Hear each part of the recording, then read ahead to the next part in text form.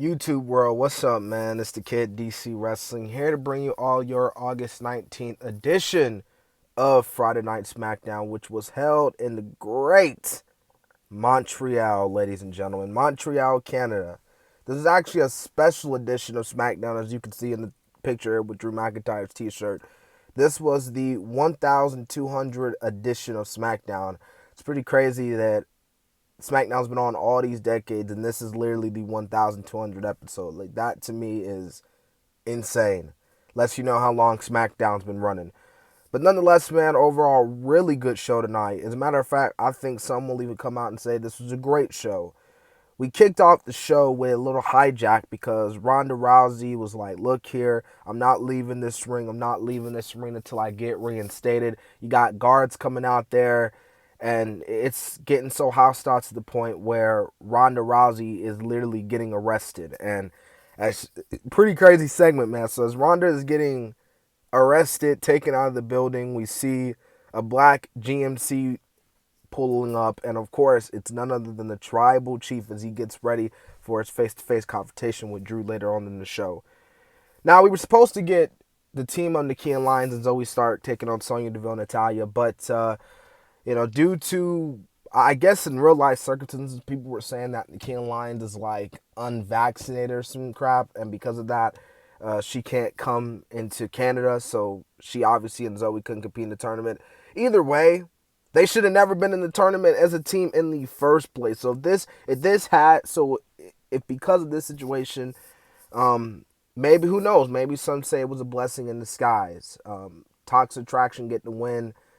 And yeah, Toxic Attraction, who, in my opinion, should have been in the tournament in the first place. They fight Sonya Deville and Natalya. Pretty solid match. Bayley and her girls were out there, which was like, what are they doing here? But it didn't really matter anyways because it allowed Toxic Attraction to get the win. So right off the bat, Toxic Attraction get that win. So that was a pretty good way to make your debut on SmackDown, getting the win over Natalya and Sonya. You have a really nice segment with Roman and Sammy. Obviously, Roman Reigns even asking like, bro, like, are you still close with Kevin Owens and Zayn? Nah, man, like, we good, man, like, we good, Yeah, he asks him if he's still close with Kevin Owens, and he tells Zayn to let him know if he owns anyone, anything ever. So, yeah, that was a pretty cool segment with those two. So we got the Hit Row coming out, Maximum Male Bottoms and Hit Row coming out here having this segment, which was something. I mean, it's pretty cool, I guess, these two stables going at it. So I don't necessarily say I have a problem with it. It was solid stuff. So after a Karrion Kross promo where he says he set the table from where he failed and says they were wrong to choose him, pretty much talking about Roman here, Karrion Kross. We get the Fatal 5-Way match, man, to decide who's going to fight Gunther for the Intercontinental title at Clash at the Castle. Sheamus, Madcap Moss, Sami Zayn, Happy Corbin, Ricochet. My word, man, what a match this was. Match of the night for me. Match of the night for me. Sami Zayn got a huge pop. Of course, they're in Canada. They're in his hometown. Of course, he's going to get a huge pop. But it made sense for not Sami Zayn. It made sense for Sheamus because I know everyone loves Sami Zayn, but tell me you do not want to see. Tell me you don't want to see Sheamus versus Gunther without saying you don't want to see Sheamus versus Gunther. That is going to be a straight up war. That's going to be, as Biggie would say, we're going to get some big slappy meat going in. And Biggie said something like that, but y'all know what I mean. Sheamus and Gunther, that match is going to that match is going to be something to Clash at the Castle. But this match here was really good. Really, really good stuff here. We got the Viking Raiders holding a Viking funeral for the New Day. It was okay. I was hearing some people saying that Sarah Logan was there. I was like, huh?